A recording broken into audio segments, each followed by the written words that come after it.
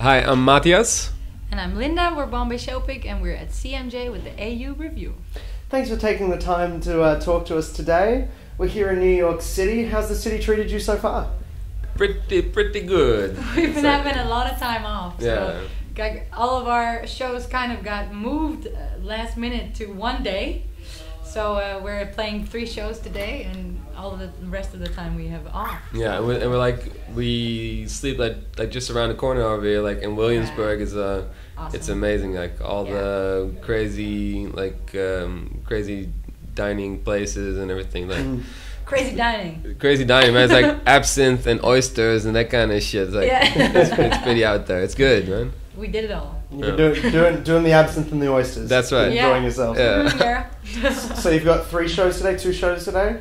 3 shows today. Three So shows, yeah. like this one at the Knitting Factory and 2 more on Ludlow. I think it's a Fat Baby. Fat Baby. Is it on Ludlow? I think I so. don't know, it's Somewhere. the Lower East Side. Yeah. Fantastic. So squeezing them all in. Have you already done your first show? Have you done the show here? Yeah, we've done the show right here. It was good. It's like afternoon shows are always like trying to get into the mood, you know, because you have to.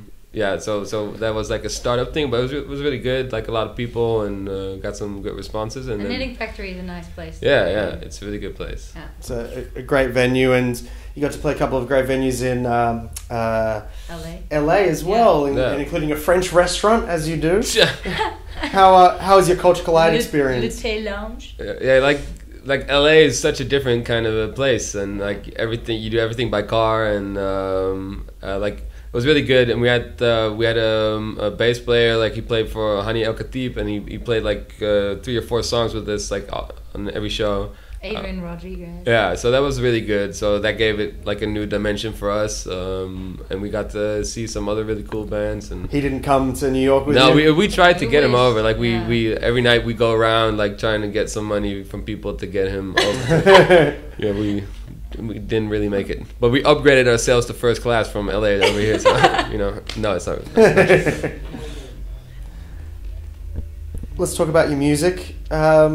You're over here. This is your first trip, not your first trip to America, but your second trip this year. So you've been quite busy here this year. So what's the latest music you're promoting? Tell us about it. Yeah, we have the record. It's called Vulture Provider, and it's like it's just got released like on Spotify worldwide, and that's the reason why we're over here as well. So that's what we've been promoting over here. Yeah. Actually, yeah. But we're going also like it was a debut album for us, and it got released a year ago in Holland. Now it's getting released in France next week, so we're going there after we get back, and the Spotify thing is worldwide. So. Yeah.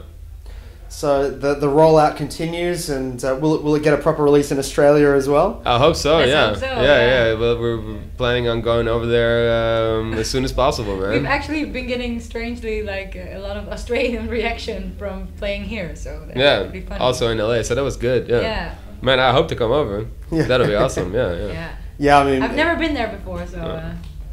You guys would kill it in Australia. I mean, from seeing your sets in LA, it was fantastic, and much of the reason we're here interviewing today was because it was just one of the highlights of the festival. We hadn't heard of you before, and you just blew us away. I mean, it's a great live show, and there's just so much going on up there as well. You both look very busy up there. Yeah.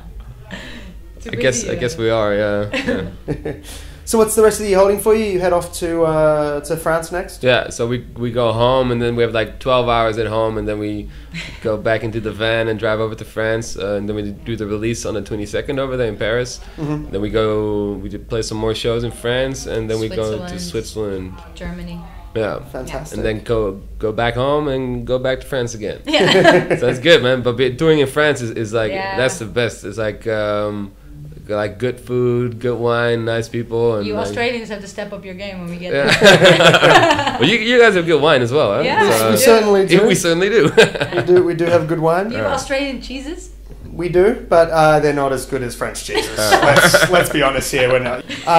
So I've seen you live, and I've written about you live, but I mean, How would you describe your guys' sound? I mean, it's a terrible question, I know, but you know, because we want to introduce you. It's necessary. Yeah, because we want to introduce you to the Australian audience. Yeah. How would you describe your sound?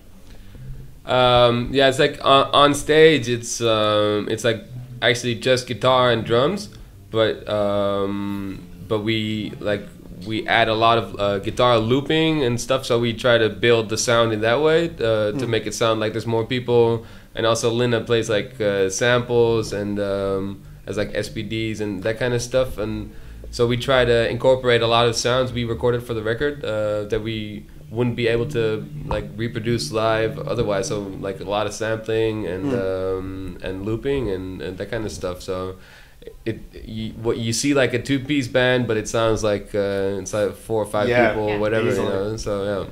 And I mean it's very much focused on the drums and guitar, but then you've got that extra bit of electronic come behind it, which just it's a really interesting sound. So we don't try to make it too electronic, but we like you know, take small elements out of that kind of stuff, you know. Well, it amplifies everything else. Yeah. It doesn't. I mean, you don't even notice it. It kind of sounds like you're sampling your guitar and that kind of things like that. Yeah.